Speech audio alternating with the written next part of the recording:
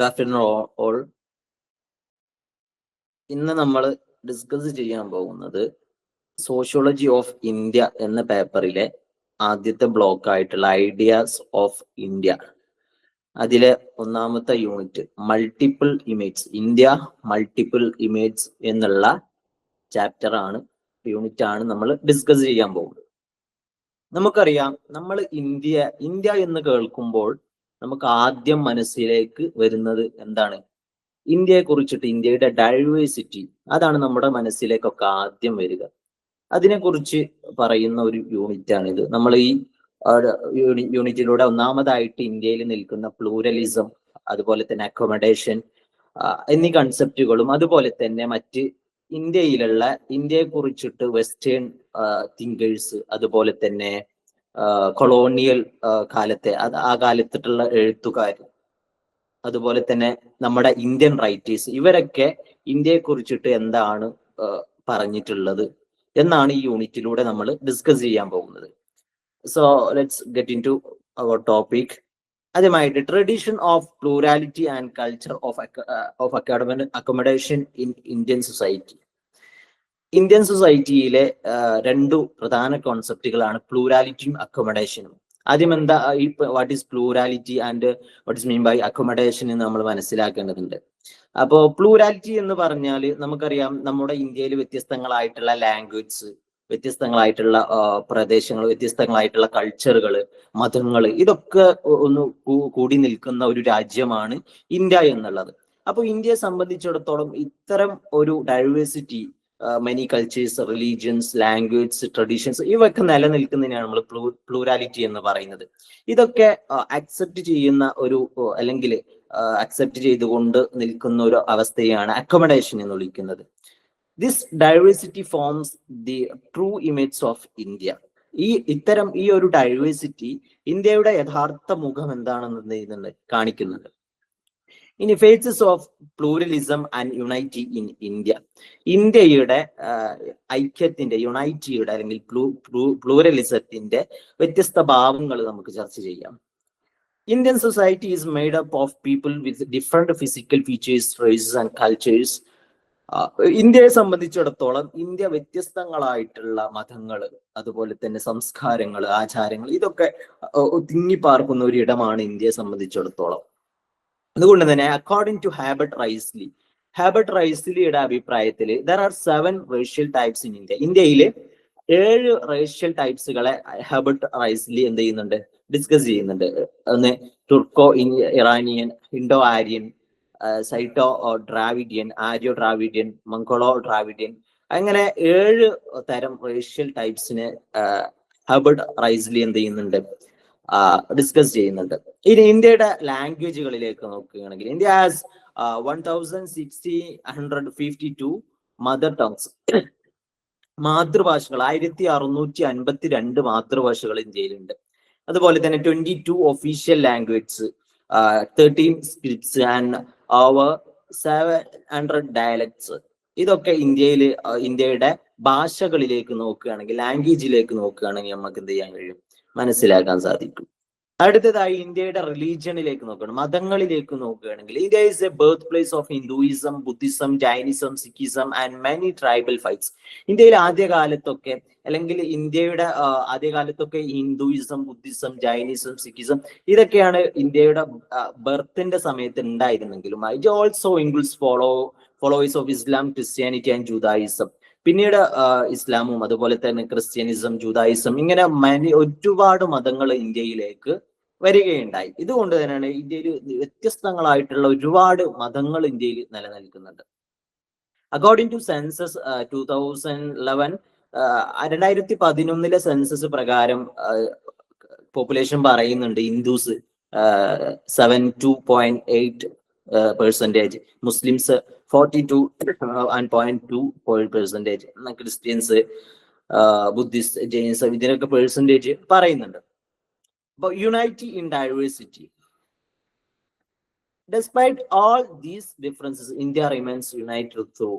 ഇങ്ങനെയൊക്കെ ഇന്ത്യയിൽ എന്തുണ്ടെങ്കിലും ഡിഫറൻസ്, വ്യത്യസ്തങ്ങളായിട്ടുള്ള മതങ്ങള്, ആചാരങ്ങള്, സംസ്കാരങ്ങൾ, ഇതൊക്കെ ഇന്ത്യയിൽ നിലനിൽക്കുന്നുണ്ടെങ്കിലും ഇന്ത്യയുടെ ഒരു പ്രത്യേകത എന്ന് വെച്ചാൽ ഇന്ത്യ ഇതിനൊക്കെ അക്സെപ്റ്റ് ചെയ്തുകൊണ്ട് ഇന്ത്യ ഒരു യുണൈറ്റി ആയിക്കൊണ്ട് എന്ത് ചെയ്യുന്നുണ്ട്, നിലനിൽക്കുന്നുണ്ട്. ഇന്ത്യയുടെ ഏത് ഒരു ഫീൽഡിലേക്ക് നോക്കുകയാണെങ്കിൽ നമുക്ക് എന്ത് ചെയ്യാൻ കഴിയും, ആ ഒരു യുണൈറ്റിയെ നമുക്ക് കാണാൻ സാധിക്കും. എന്നാണ് പറയുന്നത് ജിയോഗ്രഫിക്കൽ യുണൈറ്റി. ഇന്ത്യയുടെ ജിയോഗ്രഫിക്കൽ യൂണിറ്റി നമുക്ക് കാണാൻ സാധിക്കും. അതുപോലെ പൊളിറ്റിക്കൽ യൂണിറ്റി, നമ്മുടെ കോൺസ്റ്റിറ്റ്യൂഷൻ, അതുപോലെ തന്നെ പാർലമെന്റ് വ്യവസ്ഥകളിലൊക്കെ അതിലൊക്കെ ഒരു യുണൈറ്റി നമുക്ക് എന്താ ചെയ്യാം, ഒറ്റ ഒരു കോൺസ്റ്റിറ്റ്യൂഷൻ ആണ് ഇന്ത്യ മുഴുക്കെ. അപ്പോൾ ഇത്തരത്തിലുള്ള ഒരു യുണൈറ്റി നമുക്ക് പൊളിറ്റിക്കൽ രംഗത്ത് കാണാം. അതുപോലെ തന്നെ കൾച്ചറൽ യുണൈറ്റി, സാംസ്കാരിക രംഗത്ത് നമുക്ക് യുണൈറ്റി കാണാം. Shared values of democracy, secularism and social justice, ഇത്തരത്തിലുള്ള കാര്യങ്ങളിലൊക്കെ നമുക്ക് എന്ത് ചെയ്യാൻ കഴിയും, കൾച്ചറൽ ആയിട്ടുള്ള യുണൈറ്റി കാണാൻ കഴിയും. അതുപോലെ തന്നെ religious and spiritual unity, pilgrimage sites and shrines across India connecting people, ഇന്ത്യയിലുള്ള ഉടനീളമുള്ള തീർത്ഥാടന കേന്ദ്രങ്ങൾ, അതുപോലെ തന്നെ ദേവാലയങ്ങൾ, ഇവയിലൊക്കെ നമുക്ക് എന്ത് ചെയ്യാൻ കഴിയും, ഒരു യുണൈറ്റി കാണാൻ സാധിക്കും. അപ്പൊ ഇന്ത്യ വ്യത്യസ്തങ്ങളായിട്ടുള്ള മതങ്ങളും ആചാരങ്ങളും അതുപോലെ തന്നെ സംസ്കാരങ്ങളൊക്കെ ആയിട്ട് ലാംഗ്വേജുകളൊക്കെ ആയിട്ട് നിലനിൽക്കുന്ന ഒരു രാജ്യമാണെങ്കിൽ പോലും ഇന്ത്യയുടെ യുണൈറ്റി എന്നുള്ളത് അത് എല്ലാത്തിനെയും അക്സെപ്റ്റ് ചെയ്ത് കൊണ്ടുപോകുന്നു എന്നുള്ളത് ഇന്ത്യയെ സംബന്ധിച്ചിടത്തോളം ഒരു പ്രത്യേകമായിട്ടുള്ള ഒരു ഫീച്ചറാണ്. The eternal syncretic tradition in Hindu സ്പിരിച്വാലിസം.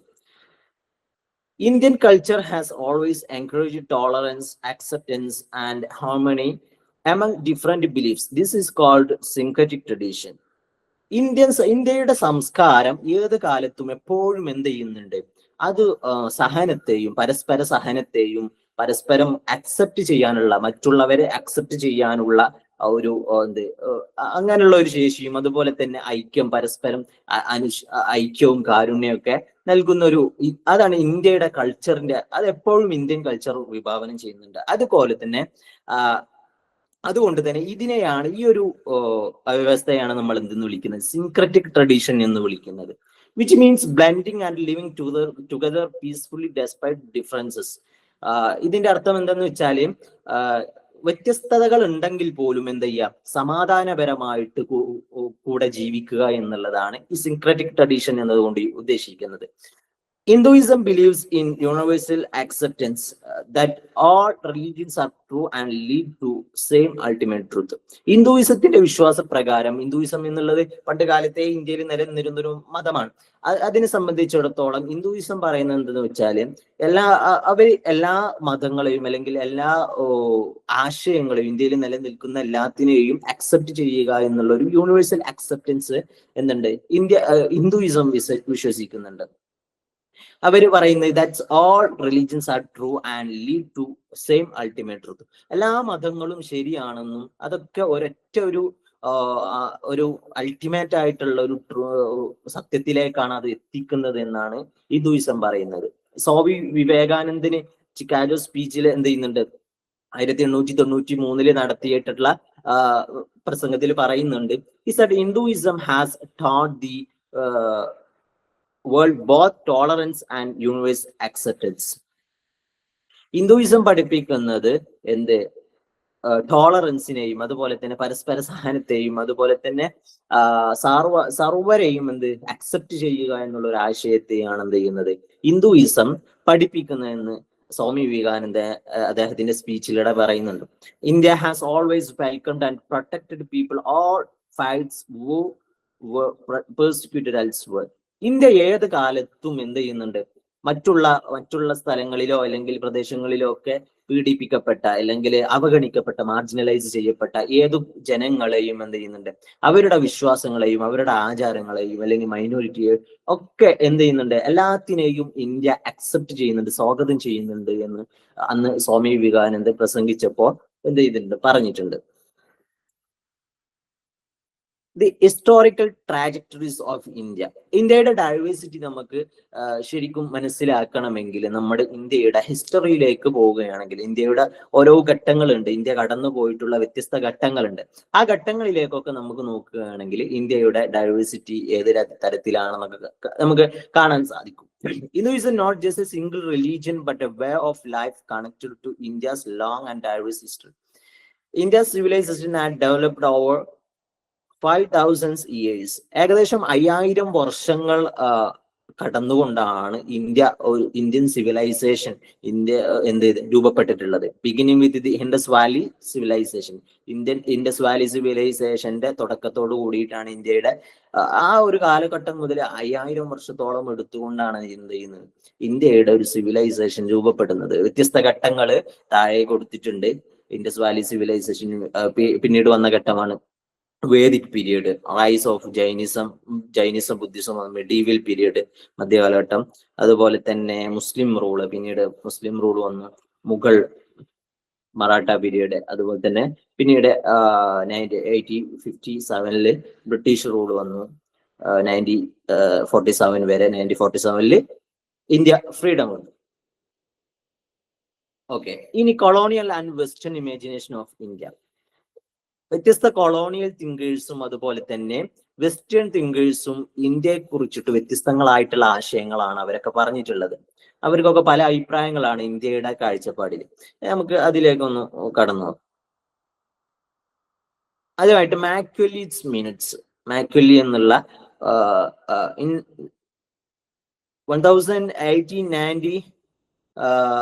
1835 Thomas ബാബിംഗ്ടൺ മാക്യുലി wrote a report known as Macaulife's Minutes on Education. Macaulife's Minutes on Education എന്ന പേരിൽ എന്ത് ചെയ്തു, മാക്യുലി ഒരു റിപ്പോർട്ട് എഴുതിയിരുന്നു 1835. He claimed that Indian and Arabic language had no real scientific or literary value and were inferior to European knowledge.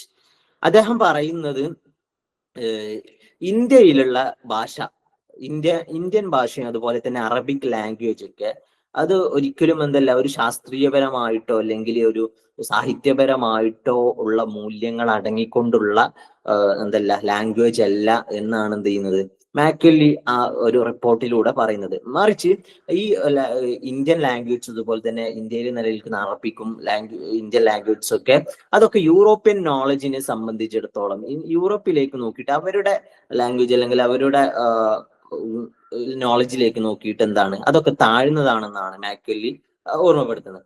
മാക്യുലി said that one shelf of European library was worth more than all Indian and Arabic books. മാക്യുലി പറയുന്നുണ്ട് ഈ European ലൈബ്രറിയിലെ ഒരു shelf book എന്നുള്ളത് ഇന്ത്യയിലുള്ള മുഴുവൻ ബുക്സും അതുപോലെ തന്നെ Arabic ബുക്സും എടുത്താൽ അതിനേക്കാളൊക്കെ വില മതിക്കുന്നതാണ് യൂറോപ്യൻ ലൈബ്രറിയിലെ ഒരു ഷെൽഫ് എന്നുണ്ട് മാക്യുലി സൂചിപ്പിക്കുന്നത്. ഈ believed western literature and science were far superior. അവരുടെ വിശ്വാസപ്രകാരം ഈ വെസ്റ്റേൺ പാശ്ചാത്യ സാഹിത്യവും അതുപോലെ തന്നെ സയൻസും ഒക്കെയാണ് ഇതിനേക്കാളൊക്കെ മികച്ചു നിൽക്കുന്നതെന്ന് ഓർമ്മപ്പെടുത്തുന്നുണ്ട്.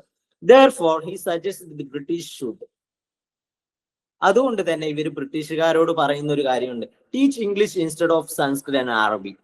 അറബിക്കിന്റെയും അതുപോലെ തന്നെ സംസ്കൃതത്തിന്റെയൊക്കെ പകരമായിട്ട് ഇന്ത്യക്കാരെ ഇംഗ്ലീഷ് പഠിപ്പിക്കുക എന്നുള്ളത്. Create a new class of Indians who would be Indian in blood and color but English in thinking, moral and intellect. അതുപോലെ തന്നെ ഇന്ത്യയിൽ ഒരു വിഭാഗത്തെ ഇംഗ്ലീഷ് അറിയുന്ന ഒരു ഇന്റലക്ച്വൽ ആയിട്ടുള്ള ഒരു ടീമിനെ അവർ ഇന്ത്യക്കാരാണെങ്കിൽ പോലും അവരെ പഠിപ്പിച്ചുകൊണ്ട് ഒരു പുതിയൊരു ടീമിനെ ഉണ്ടാക്കുക എന്ന് അവർ പറയുന്നുണ്ട് മാക്യുലി ബ്രിട്ടീഷുകാരോട്.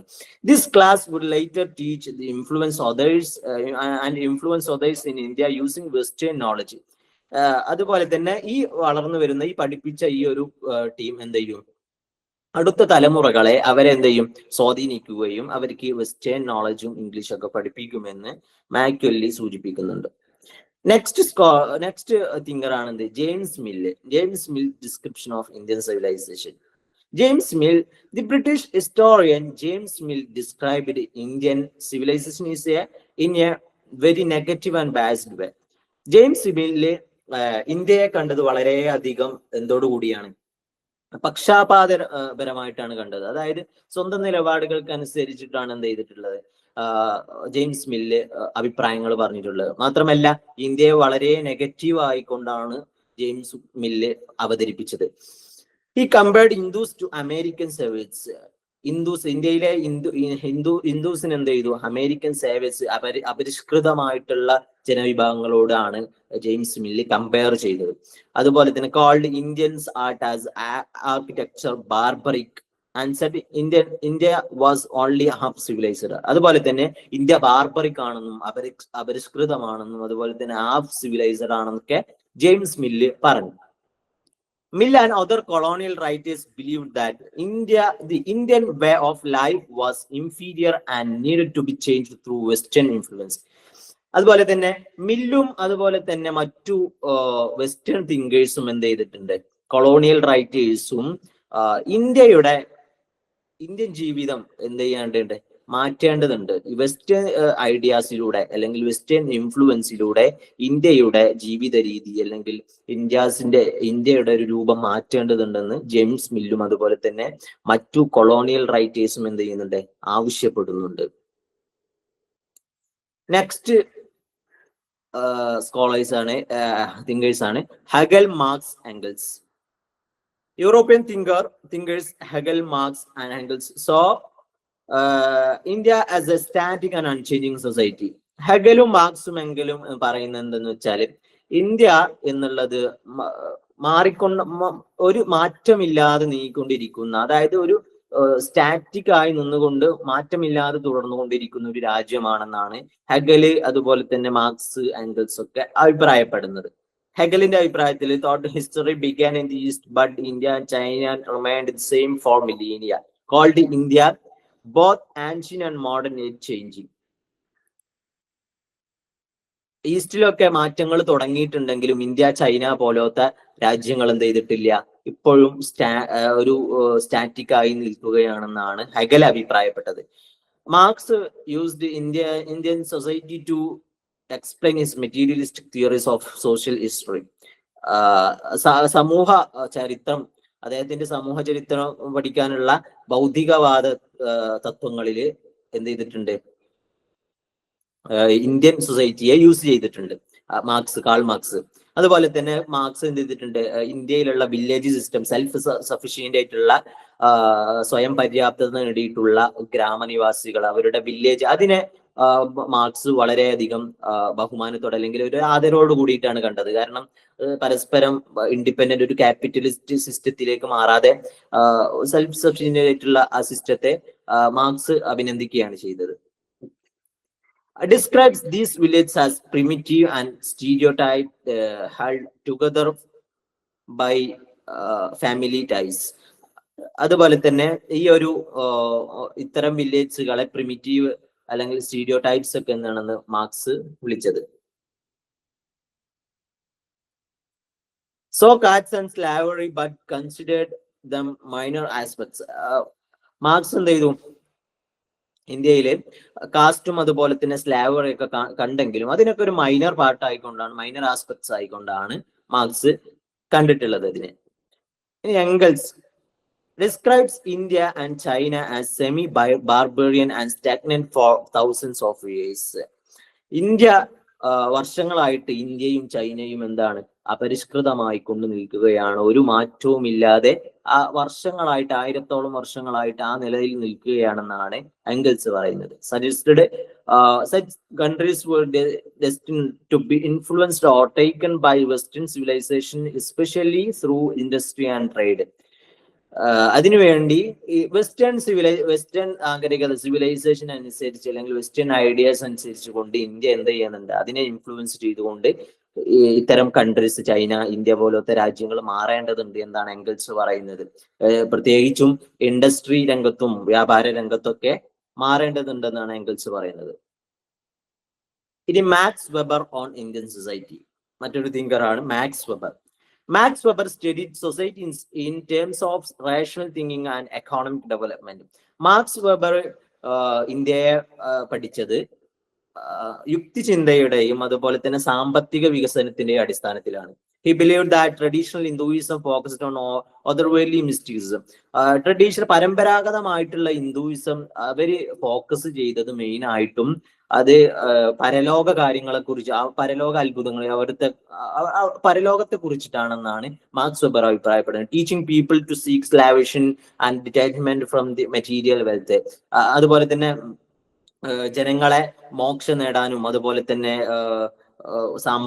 ഭൗതിക സമ്പത്തിൽ നിന്നൊക്കെ ഒഴിഞ്ഞു മാറിക്കൊണ്ട് പരലോക മോക്ഷം നേടുക എന്നുള്ള ഒരു ലക്ഷ്യത്തിനാണ് വേണ്ടിയിട്ടാണ് അവരെ പഠിപ്പിച്ചത് പരമ്പരാഗത ഹിന്ദുയിസം എന്ന് മാർക്സ് വെബർ അഭിപ്രായപ്പെടുന്നുണ്ട്. Because of this Weber argued India lack the rational spirit needed for modern capitalism. അതുകൊണ്ട് തന്നെ വെബർ അഭിപ്രായപ്പെട്ടത് ഇന്ത്യയിൽ എന്തില്ല, ഒരു റാഷണൽ സ്പിരിറ്റ്, ഒരു യുക്തിപരമായിട്ടുള്ള ഒരു ചിന്ത ഇല്ല, അതിലേക്ക് ഒരു മോഡേൺ ക്യാപിറ്റലിസത്തിലേക്ക് ഇന്ത്യ വരേണ്ടതുണ്ടെന്ന് എന്നാണ് മാർക്സ് വെബർ അഭിപ്രായപ്പെട്ടത്. പക്ഷേ മാക്സ് വെബറിന്റെ ഈ ഒരു അഭിപ്രായങ്ങളോട് ഒരുപാട് തിങ്കേഴ്സ് എതിരായി വന്നിട്ടുണ്ട്, ക്രിറ്റിസിസം അറിയിച്ചിട്ടുണ്ട്. Many scholars disagree, noting that traditional business communities it did develop trade and capitalism.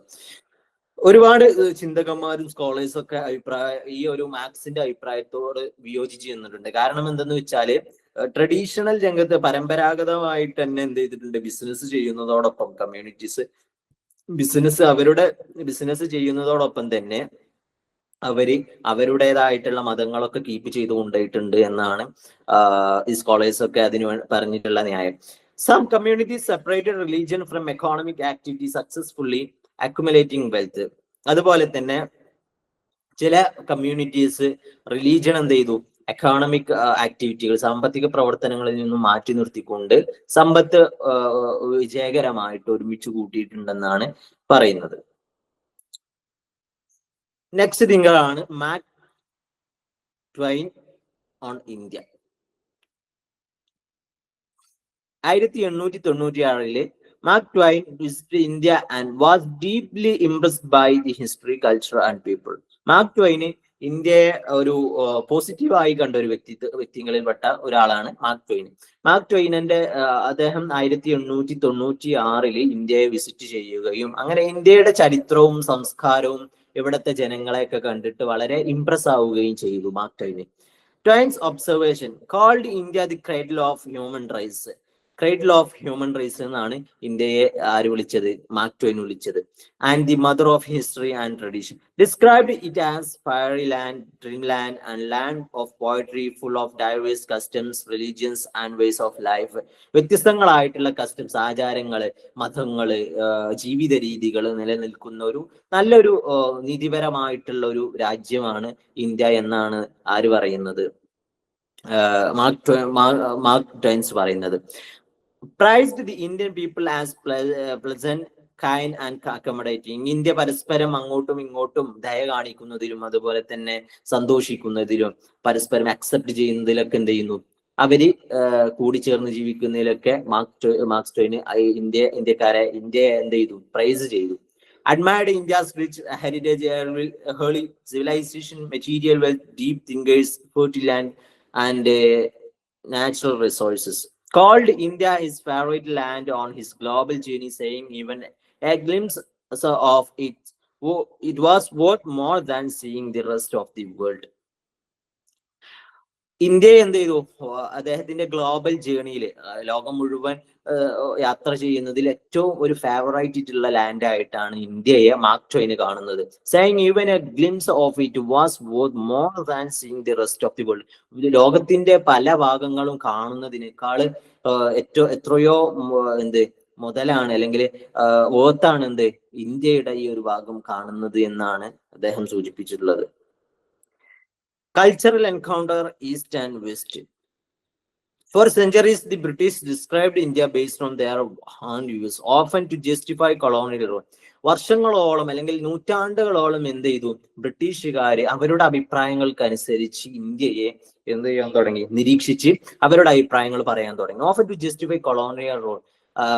പലപ്പോഴും എന്ത് ചെയ്തു, കൊളോണിയൽ റൂളിനെ സപ്പോർട്ട് ചെയ്തുകൊണ്ടായിരുന്നു ബ്രിട്ടീഷ് എഴുത്തുകാര് അവരുടെ അഭിപ്രായങ്ങൾ അറിയിച്ചിരുന്നത്. These portrayals were biased and derogatory, showing Indians Indian society as inferior. ഇത്തരം അഭിപ്രായങ്ങൾ അത് ഇന്ത്യയെ വളരെ വില കുറച്ച് കാണുകയും വളരെ പക്ഷാപാതപരമായിട്ടുള്ള നിലപാടുകളുമായിരുന്നു അവരുടെ.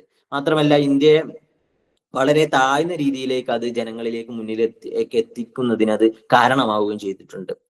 പിന്നീടാണ് rise of Indian awareness. In the light 19th and 20th century, India education and small middle class helped Indians become aware of this colonial.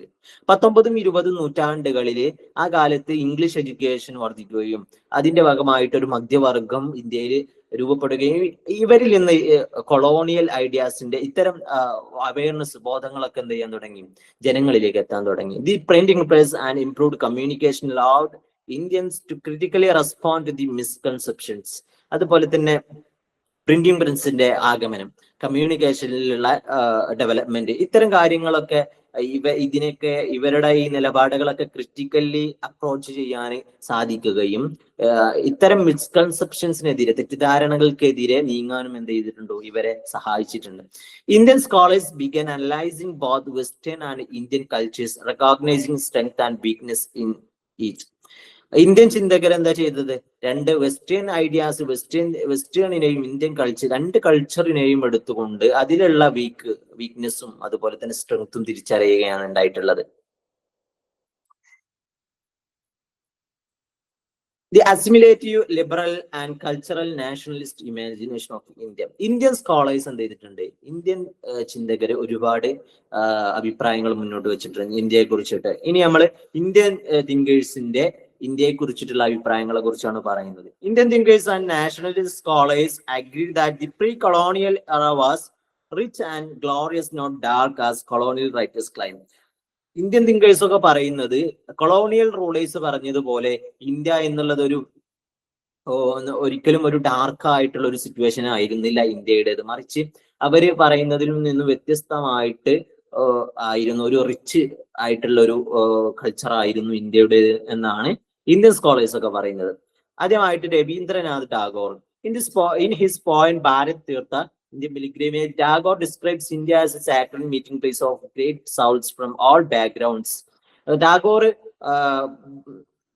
Bharat തീർത്ഥ എന്നുള്ള അദ്ദേഹത്തിന്റെ പോയത്തിൽ പറയുന്നുണ്ട്, കവിതയിൽ പറയുന്നുണ്ട്, എല്ലാ ബാക്ക്ഗ്രൗണ്ടുകളിൽ നിന്നുള്ള, എല്ലാ ഭാഗത്തു നിന്നുമുള്ള ആത്മാവുകൾ കൂടിച്ചേരുന്ന ഒരു സ്ഥലമാണ്, ഒരു വിശുദ്ധമായിട്ടുള്ള ഒരു സ്ഥലമാണ് ഇന്ത്യ എന്ന് ആ കവിതയിലൂടെ ടാഗോർ അറിയിക്കുന്നുണ്ട്. Aryans, non Aryans, Dravidians, Afghan, Mughals, Hindus, Muslims, ഇത്തരം വ്യത്യസ്തങ്ങളായിട്ടുള്ള ബാക്ക്ഗ്രൗണ്ടിലുള്ള ആളുകളും ഒന്നിച്ചു ചേരുന്ന, ആത്മാവുകൾ ഒരുമിച്ച് ചേരുന്ന ഒരു meeting place, sacred meeting place, ഒരു വിശുദ്ധമായിട്ടുള്ള ഒരു കൂടിച്ചേരലിന്റെ സ്ഥലമാണ് ഇന്ത്യ എന്ന് പറയുന്നുണ്ട്. He believed all differences could merge into universal brotherhood through respect, compassion and shared spirituality. പരസ്പരം ഷെയർ ചെയ്തുകൊണ്ടുള്ള ആത്മീയത, അതുപോലെ തന്നെ കരുണ, പരസ്പര ബഹുമാനം, ഇതിലൂടെയൊക്കെ ഒരു സാർവത്രികമായിട്ടുള്ള ഒരു ബ്രദർഹുഡിലേക്ക് എത്തിച്ചേരും ഇന്ത്യ. ഇത്തരം ഡിഫറൻസുകളൊക്കെ ഉണ്ടെങ്കിൽ പോലും ഇത്തരം ഡിഫറൻസുകളൊക്കെ കരുണ, ബഹുമാനം, റെസ്പെക്ട്, കമ്പാഷൻ, അതുപോലെ തന്നെ ഷെയർഡ് സ്പിരിച്വാലിറ്റി, ഇതിലൂടെയൊക്കെ ഒരു യൂണിവേഴ്സൽ ബ്രദർഹുഡിലേക്ക് എത്തിച്ചേരുമെന്ന് ടാഗോർ അഭിപ്രായപ്പെടുന്നുണ്ട്. Tagore was a universalist and humanist, critical of orthodoxy, socialist and caste discrimination. Tagore ഒരു യൂണിവേഴ്സലിസ്റ്റ് ആയിരുന്നു, അതുപോലെ തന്നെ ഹ്യൂമനിസ്റ്റ് ആയിരുന്നു. സോഷ്യലിസ്റ്റ്, സമൂഹത്തിൽ നിലനിന്നിരുന്ന ആചാരങ്ങൾക്കും ദുരാചാരങ്ങൾക്കും അതുപോലെ തന്നെ കാസ്റ്റ്, ജാതി വ്യവസ്ഥകൾക്കൊക്കെ എതിരെ പോരാടിയിരുന്ന ഒരു വ്യക്തിയായിരുന്നു ആര്, Tagore. His novel Ghora explores the futility of rigid orthodoxy. He strongly opposed British oppression, returning his knighthood after the Jallianwala Bagh massacre. ബ്രിട്ടീഷിന്റെ ഒപ്രഷനെതിരെ വളരെയധികം സ്ട്രോങ് ആയിട്ട് ഒപ്പോസ് ചെയ്തിട്ടുണ്ട്, എതിർത്തിട്ടുണ്ട് ആര്, ടാഗോർ. ഓക്കെ, നെക്സ്റ്റ് ഇന്ത്യയുടെ തിങ്കറാണ് ആര്, Gandhi on India. Mahatma emphasized the assimilative and inclusive nature of Indian civilization. Indian നാഗരികതയുടെ ഒരു assimilative ആയിട്ടുള്ള, inclusive ആയിട്ടുള്ള ഒരു അപ്രോച്ചാണ് മഹാത്മാഗാന്ധി മുന്നോട്ട് വെച്ചത്. Gandhi believed that India's diversity, religious, linguistic, regional, and caste differences should be embraced, not replaced by a single culture. ഇന്ത്യയുടെ ഈ linguistic ആയിട്ടുള്ള അതായത് ഭാഷാപരമായിട്ടുള്ള പ്രാദേശികപരമായിട്ടുള്ള ഇത്തരം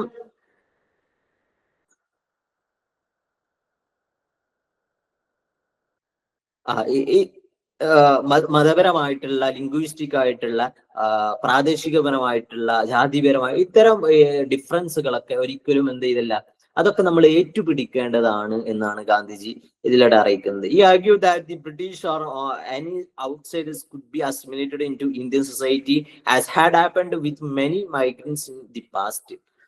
ഗാന്ധിജി പറയുന്നത് ആർക്കുമാണെങ്കിലും, ബ്രിട്ടീഷുകാർക്കുമാണെങ്കിൽ പോലും അല്ലെങ്കിൽ മറ്റു പുറത്തുള്ള ഏത് രാജ്യക്കാർക്കുമാണെങ്കിലും ഇന്ത്യയിൽ വന്ന് ലയിച്ചു ചേരാം.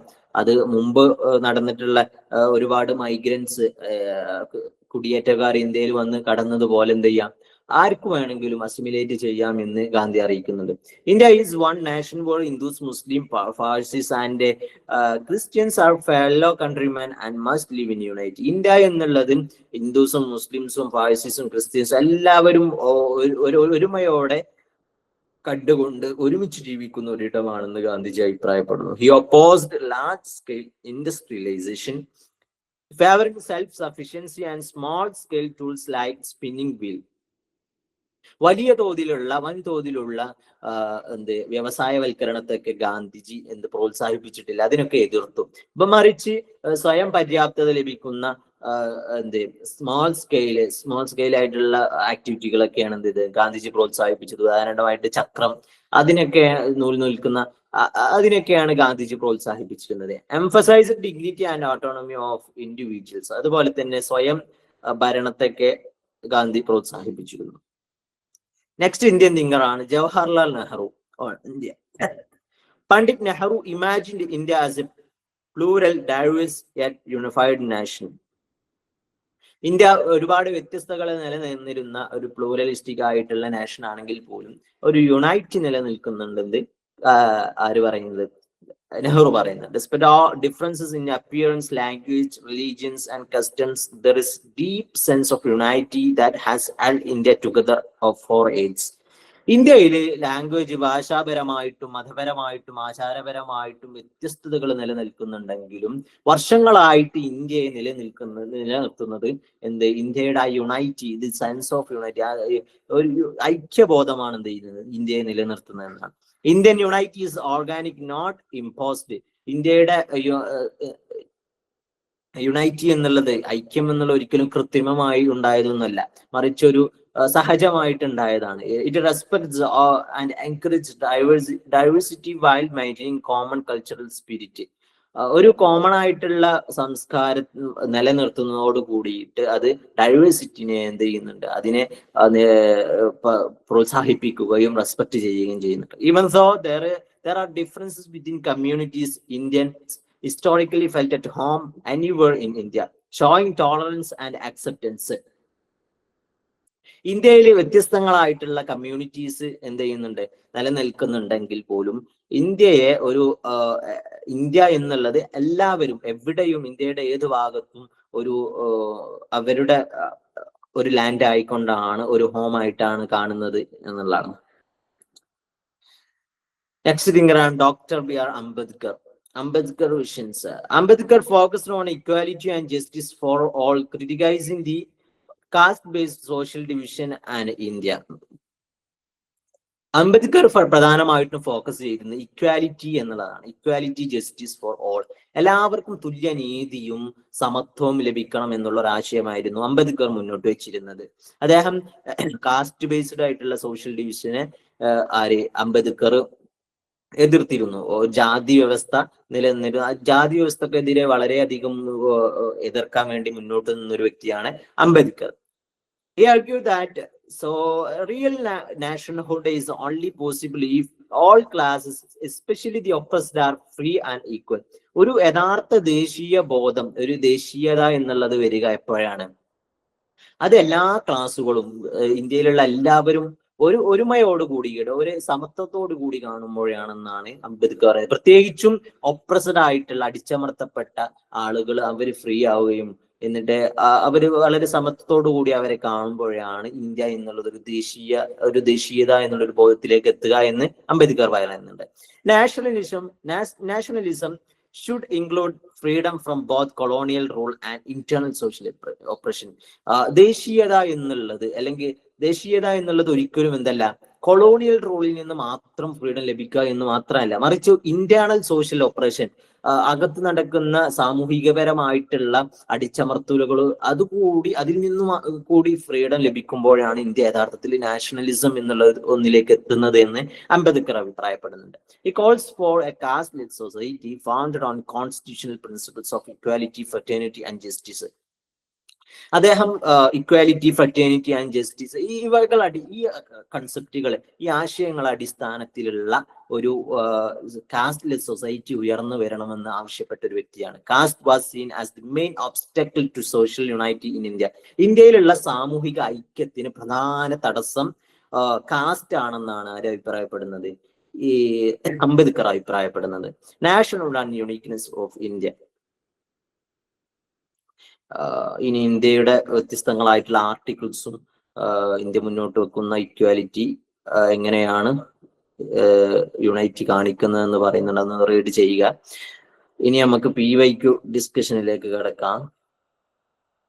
Examine the tradition of plurality and cultural accommodation in India. ഇന്ത്യയിൽ ഉണ്ടായിട്ടുള്ള പ്ലൂരാലിറ്റി അതുപോലെ തന്നെ കൾച്ചറൽ അക്കോമഡേഷൻ, ഈ ഒരു ട്രഡീഷനെ എന്ത് ചെയ്യാനാണ്? ഡിസ്കസ് ചെയ്യാനാണ്. 2024 ജൂണിൽ ചോദിച്ചിട്ടുണ്ട്, 2022 ഡിസംബറിൽ, 2022 ജൂൺ, 3 തവണ ക്വസ്റ്റ്യൻ വന്നിട്ടുണ്ട്. അപ്പോ പ്രധാനമായിട്ടും ഈ ക്വസ്റ്റ്യൻ ഫോക്കസ് ചെയ്ത് നോക്കുക. നമ്മൾ പറഞ്ഞിട്ടുണ്ടായിരുന്നു ഇന്ത്യ എന്നുള്ളത് വ്യത്യസ്തങ്ങളായിട്ടുള്ള languages, religions, cultures, customs, traditions, ഇങ്ങനെ ഒരുപാട് മുഴുവൻ നിലനിൽക്കുന്ന ഒരു രാജ്യമാണ് ഇന്ത്യ എന്നുള്ളത്. അതുകൊണ്ട് ഇതിനൊക്കെ അക്സെപ്റ്റ് ചെയ്തുകൊണ്ട്, ഇത്തരം വ്യത്യസ്തതകളൊക്കെ ഉണ്ടെങ്കിൽ പോലും ഇതിനൊക്കെ അക്സെപ്റ്റ് ചെയ്തുകൊണ്ട് എല്ലാവരും പരസ്പരം അങ്ങോട്ടും ഇങ്ങോട്ടും അക്സെപ്റ്റ് ചെയ്തുകൊണ്ട് നിലനിൽക്കുന്ന ഒരു രാജ്യമാണ് ഇന്ത്യ എന്നുള്ളത് നമ്മൾ പറഞ്ഞിട്ടുണ്ട്. പിന്നെ ഇന്ത്യയുടെ പ്ലൂറലിസത്തിന്റെ യുണൈറ്റിയുടെ വ്യത്യസ്ത ഭാവങ്ങൾ നമ്മൾ പറഞ്ഞു. ഇന്ത്യ ആൽബർട്ട് റൈസ്ലിയുടെ 7 റേഷ്യൽ ടൈപ്സ് പറഞ്ഞു. തുർക്കോ, ഇറാനിയൻ, ഇൻഡോ ആര്യൻ, ഇങ്ങനെ തുടങ്ങി 7 റേഷ്യൽ ടൈപ്സ് പറഞ്ഞു. പിന്നെ ലാംഗ്വേജിനെ കുറിച്ച് പറഞ്ഞു. ഇന്ത്യയിലെ 1652 mother tongues, 22 official languages, 30 scripts, ഇതൊക്കെ പറഞ്ഞു. പിന്നെ മതങ്ങളെ കുറിച്ച് പറഞ്ഞു. ഇന്ത്യ എന്നുള്ളത് ഹിന്ദുയിസം, ബുദ്ധിസം, ജൈനിസം, സിഖിസം, ഇങ്ങനെ ഒരുപാട് മതങ്ങളുടെ ബേർത്ത് പ്ലേസ് ആണെങ്കിൽ പോലും ഇവിടെ ഇസ്ലാം, ക്രിസ്ത്യാനിറ്റി, ജുദായിസം, ഇങ്ങനെ തുടങ്ങിയ ഒരുപാട് മതങ്ങൾ കൂടി ചേരുന്ന ഒരു രാജ്യമാണ് ഇന്ത്യ എന്നുള്ളത്. ഇന്ത്യയുടെ സെൻസസ് റിപ്പോർട്ട് 2011 സെൻസസ് റിപ്പോർട്ട് പറഞ്ഞു. പോപ്പുലേഷൻ, അതുപോലെ തന്നെ യുണൈറ്റി ഇൻ ഡൈവേഴ്സിറ്റി, ഇത്തരം വ്യത്യസ്തതകൾ ഇന്ത്യയിൽ നിൽക്കുന്നുണ്ടെങ്കിൽ പോലും ഇന്ത്യയെ ഇന്ത്യയാക്കി നിർത്തുന്നത് ഇന്ത്യയുടെ യുണൈറ്റി എന്നുള്ളതാണ്. വ്യത്യസ്ത ഫീൽഡുകളിലുള്ള ഇന്ത്യയുടെ യുണൈറ്റി എന്നുള്ളതാണ്. ജിയോഗ്രഫിക്കൽ യുണൈറ്റി പറഞ്ഞു, പൊളിറ്റിക്കൽ യുണൈറ്റി നമ്മൾ പറഞ്ഞു, കൾച്ചറൽ യുണൈറ്റി പറഞ്ഞു, റിലീജിയൻസ് ആൻഡ് സ്പിരിച്വൽ യുണൈറ്റി ഇത് നമ്മൾ പറഞ്ഞു. പിന്നെ സിൻക്രറ്റിക് ട്രഡീഷൻ ഓഫ് ഹിന്ദു സ്പിരിച്വാലിസം, അതിനെ കുറിച്ച് നമ്മൾ പറഞ്ഞു. സിൻക്രറ്റിക് ട്രഡീഷൻ എന്ന് പറഞ്ഞാല് വ്യത്യസ്തങ്ങളായിട്ടുള്ള മതങ്ങളും ആചാരങ്ങളും അനുഷ്ഠാനങ്ങളൊക്കെ നിലനിൽക്കുന്നുണ്ടെങ്കിൽ പോലും അതിനൊക്കെ സഹനഭാവത്തോടു കൂടി അക്സെപ്റ്റ് ചെയ്തുകൊണ്ട് നിലനിൽക്കുന്ന, അതിനൊക്കെ പ്രോത്സാഹിപ്പിക്കുക എന്നുള്ളതാണ് syncretic tradition, which means blending and living together peacefully despite difference. വ്യത്യസ്തകൾ ഉണ്ടെങ്കിൽ പോലും സമാധാനത്തോടു കൂടി ഒരുമിച്ച് ജീവിക്കുക എന്നുള്ളതാണ് സിൻക്രറ്റിക് ട്രഡീഷൻ എന്നതുകൊണ്ട് ഉദ്ദേശിക്കുന്നത്. പിന്നെ ഹിന്ദുയിസത്തിന്റെ പറഞ്ഞു, ബിലീഫ്സ്, അവരുടെ വിശ്വാസപ്രകാരം അവർ ഒരു യൂണിവേഴ്സൽ അക്സെപ്റ്റൻസ് ആണ് മുന്നോട്ട് വെക്കുന്നത്. എല്ലാ മതങ്ങളും സത്യമാണ്, അതെല്ലാത്തിലേക്കും ഒരു അൾട്ടിമേറ്റ് ട്രൂത്തിലേക്കാണ് എല്ലാവരും എത്തിച്ചേരുന്നത് എന്ന് പറയുന്നു. പിന്നെ സ്വാമി വിവേകാനന്ദന്റെ 1893 ചിക്കാഗോ സ്പീച്ചിനെ കുറിച്ച് പറഞ്ഞു.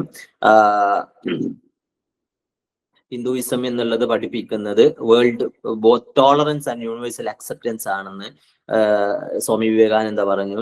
India has welcomed the protected people of all faiths who were persecuted elsewhere. എവിടെ മറ്റെവിടെയും ആക്രമിക്കപ്പെടുന്ന അല്ലെങ്കിൽ പീഡിപ്പിക്കപ്പെടുന്ന ജനങ്ങളൊക്കെ എല്ലാ വിശ്വാസികളെയും സംരക്ഷിക്കുകയും സ്വാഗതം ചെയ്യുകയുമാണ് ഇന്ത്യ എന്ന് സ്വാമി വിവേകാനന്ദൻ പറഞ്ഞു. പിന്നെ വ്യത്യസ്ത ഘട്ടങ്ങൾ പറഞ്ഞു ഇന്ത്യയുടെ. ഇൻഡസ് വാലി സിവിലൈസേഷൻ, ഇന്ത്യ 5000-ഓളം വർഷങ്ങൾ എടുത്തിട്ടാണ് ഇന്ത്യൻ സിവിലൈസേഷൻ രൂപപ്പെട്ടത്. വ്യത്യസ്ത ഘട്ടങ്ങൾ നമ്മൾ പറഞ്ഞു. Indus valley civilisation, Vedic period, rise of Jainism and Buddhism, medieval period, Muslim rule, Mughal and Maratha period, British rule and freedom struggle. Okay, next question. Discuss the views of Nehru on the nature of plurality in India. നെഹ്റുവിന്റെ വ്യത്യസ്തങ്ങളായിട്ടുള്ള ഇന്ത്യക്കാരുടെ വ്യത്യസ്ത വീക്ഷണങ്ങൾ ഇന്ത്യയെ കുറിച്ചിട്ട് പറഞ്ഞു. അതിൽ നെഹ്റു മുന്നോട്ട് വെച്ചിട്ടുള്ള പ്ലൂരാലിറ്റി, ഇന്ത്യയുടെ പ്ലൂരാലിറ്റിയെ കുറിച്ചിട്ട് പറഞ്ഞിട്ടുള്ള ക്വസ്റ്റ്യൻ ആണ്. 2023 ഡിസംബറിലാണ് ചോദിച്ചിട്ടുള്ളത്. നമ്മൾ പറഞ്ഞു നെഹ്റു എന്നുള്ളത് ഇന്ത്യ എന്നുള്ളത് ഒരു യൂണിഫൈഡ് ആണെങ്കിൽ പോലും വ്യത്യസ്തങ്ങൾ നിറഞ്ഞിട്ട് നിൽക്കുന്ന രാജ്യമാണെങ്കിൽ പോലും അതിന്റെ യുണൈറ്റി എന്നുള്ളതാണ് അതിനെ ഇന്ത്യയാക്കി നിലനിർത്തുന്നതെന്ന് നമ്മൾ പറഞ്ഞു. ഇന്ത്യൻ യുണൈറ്റി ഈസ് ഇന്ത്യയുടെ യുണൈറ്റി എന്നുള്ളത് despite differences in the appearance, language, religions and customs, there is a deep sense of unity that has held India together for age. ഇന്ത്യയിൽ വ്യത്യസ്തങ്ങളായിട്ടുള്ള ലാംഗ്വേജ്, റിലീജിയൻസ്, കസ്റ്റംസ് അതൊക്കെ നിലനിൽക്കുന്നുണ്ടെങ്കിലും ഇന്ത്യയിൽ ഒരു ഡീപ്പ് സെൻസ് ഓഫ് യുണൈറ്റി, ഒരു ആഴത്തിലുള്ള ഐക്യബോധമാണ് ഇന്ത്യയായിട്ട് വർഷങ്ങളോളം നിലനിർത്തിയത് എന്നാണ് നെഹ്റു പറയുന്നത്. ഇന്ത്യൻ യുണൈറ്റി, ഇന്ത്യ ഒരിക്കലും ഒരു കൃത്രിമമായിട്ട് ഇന്ത്യയുടെ യുണൈറ്റ് രൂപപ്പെട്ടതല്ല, അത് സഹജമായി വന്നതെന്നാണെന്നാണ് നെഹ്റു അഭിപ്രായപ്പെടുന്നത്. Okay, next question. Discuss the views of marks and weber on India. ഇന്ത്യയുടെ കാഴ്ചപ്പാടിൽ കാൾ മാർക്സും അതുപോലെ തന്നെ മാർക്സ് വെബർ, മറ്റൊരു വ്യക്തിയാണ്, മാർക്സ് വെബറും മുന്നോട്ട് വെച്ചിട്ടുള്ള ആശയങ്ങൾ എന്തൊക്കെയെന്ന്, അവരുടെ കാഴ്ചപ്പാടുകൾ എന്തൊക്കെയെന്ന് ഡിസ്കസ് ചെയ്യാനാണ്. 2023 ജൂണിൽ ചോദിച്ചിട്ടുള്ള ക്വസ്റ്റ്യൻ ആണ്. മാർക്സ് പറഞ്ഞു ഇന്ത്യൻ സൊസൈറ്റിയെ മാർക്സിന്റെ ഭൗതികവാദ തത്വങ്ങളിൽ ഉൾപ്പെടുത്തിയിട്ടുണ്ട് മാർക്സ്. അതുപോലെ തന്നെ ഇന്ത്യയുടെ സെൽഫ് സഫിഷ്യന്റ് വില്ലേജ് സിസ്റ്റത്തെ മാർക്സ് വളരെ ഒരു admire ചെയ്തു. Villages were small independent communities combining agriculture and handicrafts. കൃഷിയും അതുപോലെ തന്നെ ഹാൻഡിക്രാഫ്റ്റ് ഒക്കെ കമ്പൈൻ ചെയ്തുകൊണ്ടുള്ള ഒരു പരസ്പരം ഇടപഴകിക്കൊണ്ടുള്ള ഈ ഒരു വില്ലേജ് സിസ്റ്റത്തെ മാർക്സ് വളരെ നല്ല രൂപത്തിലാണ് കണ്ടത്. അതുപോലെ തന്നെ ഈ ഒരു വില്ലേജ് ടീമിനെ മാർക്സ് പ്രിമിറ്റീവ് അല്ലെങ്കിൽ സ്റ്റീരിയോ ടൈപ്സ് ഒക്കെ എന്ന് വിളിച്ചു. മാർക്സ് കാസ്റ്റും സ്ലാവറിയൊക്കെ ഇന്ത്യയിൽ കണ്ടെങ്കിലും അതിനൊക്കെ ഒരു മൈനർ ആസ്പെക്ട്സ് ആയിട്ടാണ് കണക്കാക്കിയിരുന്നത്. ഇനി വെബറിലേക്ക് വരികയാണെങ്കിൽ, വെബർ നമ്മൾ പറഞ്ഞു rational thinking and economic development അടിസ്ഥാനത്തിലാണ് ഇന്ത്യയെ പഠിച്ചിട്ടുള്ളത് എന്ന്. ഇന്ത്യ ഒരു ട്രഡീഷണൽ ഹിന്ദുയിസം പ്രധാനമായിട്ടും പരലോക അത്ഭുതങ്ങൾ അല്ലെങ്കിൽ ഒതർവേൾഡ്ലി മിസ്റ്റീരിയസാണ് അവര് ഫോളോ ചെയ്തത്. അതുപോലെ തന്നെ ജനങ്ങളെ ഭൗതിക സമ്പത്തിൽ നിന്നൊക്കെ ഒഴിഞ്ഞു മാറിക്കൊണ്ട് ആത്മീയപരമായിട്ടുള്ള മോക്ഷം നേടുക എന്നുള്ള ഒരു കാര്യമാണ് ജനങ്ങളൊക്കെ പഠിപ്പിച്ചു എന്ന് പറഞ്ഞു. ഇതുകൊണ്ട് തന്നെ ഇന്ത്യ മോഡേൺ ക്യാപിറ്റലിസത്തിലേക്ക് അല്ലെങ്കിൽ അതിലേക്ക് വരേണ്ടതുണ്ടെന്ന് മാർക്സ് വെബർ അഭിപ്രായപ്പെട്ടു. പക്ഷെ ഇതിനെ ഒരുപാട് സ്കോളേഴ്സ് ക്രിട്ടിസൈസ് ചെയ്തിട്ടുണ്ട്. എന്തുകൊണ്ടാണ്? കാരണം അവര് പറഞ്ഞു business communities in India develop trade and capitalism. Traditional business communities, പണ്ട് കാലത്തുണ്ടായിരുന്ന പരമ്പരാഗതമായിട്ടുള്ള അവര് തന്നെ ആ സമൂഹങ്ങൾ തന്നെ ഇന്ത്യയില് ട്രേഡ് ചെയ്യുന്നതോടുകൂടെ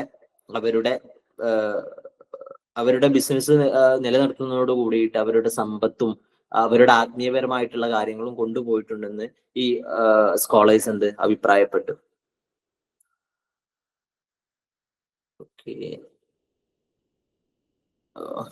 ഇത്രയും ക്വസ്റ്റ്യൻസ് ആണ് PVQ ആയിട്ട് വന്നിട്ടുള്ളത്. ഇത്രയാണ് ഈ ഒരു യൂണിറ്റിലൂടെ നമുക്ക് പറയാനുള്ളത്. ഇനി നെക്സ്റ്റ് ചാപ്റ്ററിലൂടെ നമ്മൾ ഓരോ തിങ്കേഴ്സിനെ കുറിച്ചിട്ട് അവരുടെ ഡീപ്പായിട്ടുള്ള സ്റ്റഡിയിലേക്കാണ് നീങ്ങുന്നത്. അപ്പോ ടോട്ടലി എന്താണ് ഇന്ത്യയിലെ പ്ലൂറലിസ്റ്റിക് ആൻഡ് അക്കോമഡേഷൻ, കൾച്ചറൽ അക്കോമഡേഷനെ കുറിച്ച് പറഞ്ഞു. അത് പ്രധാനമായിട്ട് നോക്കുക. 3 പ്രാവശ്യം PVQ ആയിട്ട് വന്നിട്ടുണ്ട്. പിന്നീട് വ്യത്യസ്ത തിങ്കേഴ്സ് ഇമ്പോർട്ടന്റ് ആയിട്ട് കാണുന്ന ഒരു കാര്യമാണ്. വ്യത്യസ്ത തിങ്കേഴ്സ് മുന്നോട്ട് വെച്ചിട്ടുള്ള ഗാന്ധി, നെഹ്റു, ടാഗോർ, അതുപോലെ തന്നെ വെസ്റ്റേൺ തിങ്കേഴ്സും വെബർ, മാർക്സ്, ഹെങ്കൽ, എഗൽ, ഇവരെ പോലത്തവരൊക്കെ മുന്നോട്ട് വെച്ചിട്ടുള്ള ആശയങ്ങൾ, ഈ തിങ്കേഴ്സിന്റെ അഭിപ്രായങ്ങളും അതുപോലെ തന്നെ ഈ പ്ലൂറലിസ്റ്റിക് ആയിട്ടുള്ള അല്ലെങ്കിൽ കൾച്ചറൽ അക്കോമഡേഷൻ ആവുന്ന ഭാഗവും പ്രധാനമായിട്ടും ഫോക്കസ് ചെയ്ത് നോക്കുക. ഇത്രയാണ് ഈ ഒരു യൂണിറ്റിൽ പറയാനുള്ളത്. That's all. Thanks all. See you again. Okay.